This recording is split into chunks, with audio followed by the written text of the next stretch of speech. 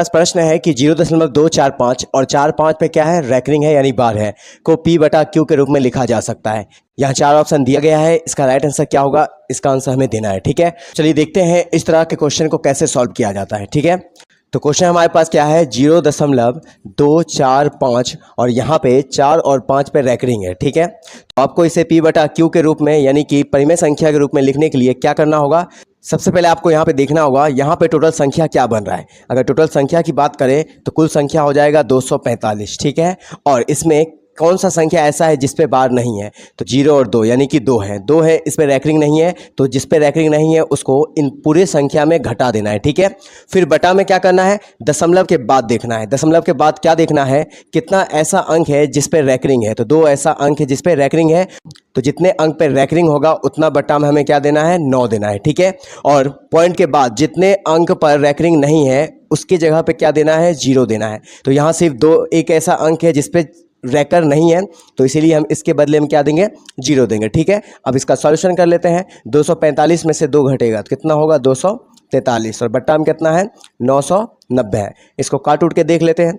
देखो तो यहाँ पे 3 के टेबल से करते हैं, तो ये हो जाएगा 330, ये हो जाएगा 3 8 जा 3 1 जा, फिर 3 के टेबल से काट देते हैं इसको 27, और ये हो जाएगा 110। ठीक है, तो हमारा राइट आंसर क्या हो जाएगा, 27 बट्टा 110, तो ऑप्शन सी इसका राइट आंसर होगा। ठीक है, इसी तरह का और क्वेश्चन मैं आपको बता देता हूँ। जैसे क्वेश्चन रहेगा हमारे पास 0.25, इस पे रैकरिंग रहेगा 5 पे, तो इसका आंसर कैसे निकालेंगे, तो यहाँ पे ध्यान दीजिए। सबसे पहले जो संख्या बनेगा, संख्या क्या बन रहा है, 25 बन रहा है। ठीक है, इसमें हमें माइनस किसे करना है, तो देखना है कि जिस पे रैकरिंग नहीं है, रैकरिंग किस पे नहीं है, इस 2 पे नहीं है।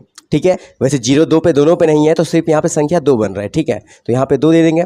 बटा में देखो, तो बटा में क्या करेंगे, पॉइंट के बाद देखना है, पॉइंट के बाद कितना अंक है जिस पे रैकरिंग है, तो 1 अंक है, सिर्फ 5 पे क्या है, ये रैकरिंग है, तो इसकी जगह हम क्या देंगे, 9 देंगे। और कितना अंक है जिस पे रैकरिंग नहीं है, तो सिर्फ 1 अंक यानी कि 2 है ना, इस पे रैकरिंग नहीं है, तो इसकी जगह क्या देंगे, 0 देंगे। अब 25 में से 2 घटेगा, कितना होगा, 23, बटा में कितना हो जाएगा, 90, कटेगा तो काटेंगे, नहीं तो यही आंसर होगा। ठीक है, और देख लेते हैं एक आगो एग्जाम्पल, जैसे 1.254, इस पे रैकरिंग मैंने दे दिया 5 और 4 पे। ठीक है, तो इसका अगर P बटा Q के रूप में हमें लिखना होगा तो इसे कैसे लिखेंगे, तो सबसे पहले जो संख्या बन रहा है वो देखो क्या बन रहा है, तो 1254 बन रहा है। ठीक है, इसमें हमें माइनस क्या करना है, जिस संख्या पे रैकरिंग नहीं है, रैकरिंग किस पे नहीं है, इस 1 और 2 यानी इन दोनों से क्या संख्या बन रहा है, 12 बन रहा है। ठीक है, बटा में फिर क्या करना है, तो पॉइंट के बाद देखना है कितना ऐसा अंक है जिस पे रैकरिंग है, तो यहाँ पे 1 2 यानी 2 अंक है जिस पे रैकरिंग है, तो 2 अंक की जगह हम क्या लेंगे, 2 9 ले लेंगे। ठीक है, और पॉइंट के बाद कितना ऐसा अंक है जिस पे रैकरिंग नहीं है, तो जितना होगा उतना 0 डालेंगे। ठीक है, यहाँ पे 2 पे क्या है, रैकरिंग नहीं है, और ये केवल 1 अंक है,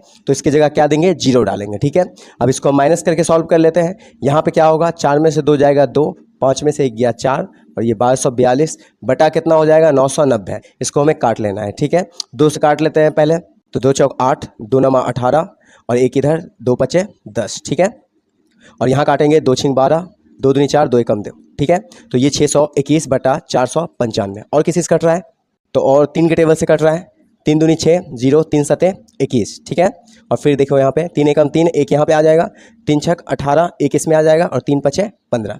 और कट रहा है, फिर से 3 से कटेगा, देखो तो 3 छक 18, 2 इसमें, 3 नंबर 27, फिर इसको काट देते हैं, 3 पचे 15, 3 पचे 15, तो इसका फाइनली आंसर क्या आ जाएगा, 69 अपॉन में क्या हो जाएगा, 55। ये हमारा आंसर हो जाएगा। तो इस तरह के क्वेश्चन को हम इस तरह से सॉल्व कर सकते हैं। एक क्वेश्चन का आंसर आपको देना है, क्या देना है, तो 0.9 पे पावर रैकरिंग, इसका आंसर कितना होगा, यानी P बटा Q के रूप में। ठीक है।